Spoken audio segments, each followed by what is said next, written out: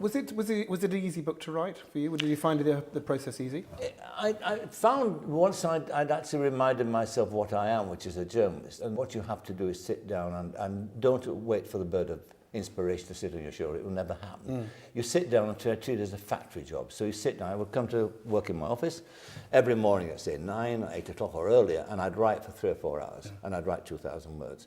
And I did that till I'd written 140,000 words. And I delivered the book a month ahead of schedule, which Polax, the publishing house, He's never known that. they had to put it in a drawer for another 6 weeks, but pretend it came late. And you could have been called Melbourne...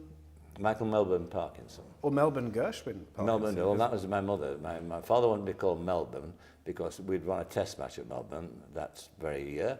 And my mother, being a woman of great common sense, thwarted him by saying, well, if he could have Melbourne, if she could have Gershwin, who was a favourite composer. So the idea of Melbourne Gershwin Parkinson did not appear to my father, who feared for my consequences had I had that name in a pit village. But I always wanted to be a good writer, a good journalist. That's where I wanted to be. That's been my motivation throughout my life. And the rest had kind of happened to me quite by chance. I've never applied for a job apart from the first one.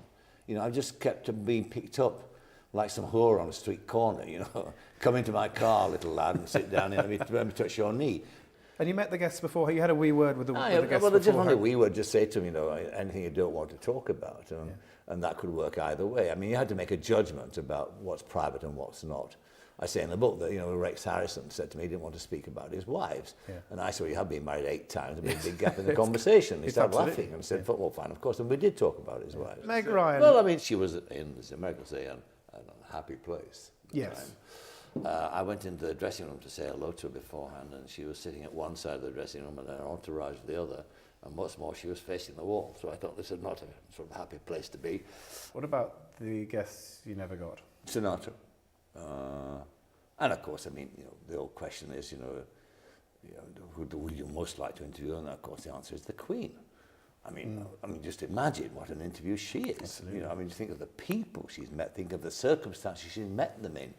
Think of the observations she could make. I mean, I always think she'd be brilliant in a pub quiz team, because she knows everything, you know, about everything. She's been briefed, she's been told, and I mean, obviously they'd recognise her. You couldn't have her sitting in the corner of the crowd, so you'd have to put her in the car park on the end of a mobile phone. So you go, Liz, who won the Derby in '82? No, it was the other one, wasn't it?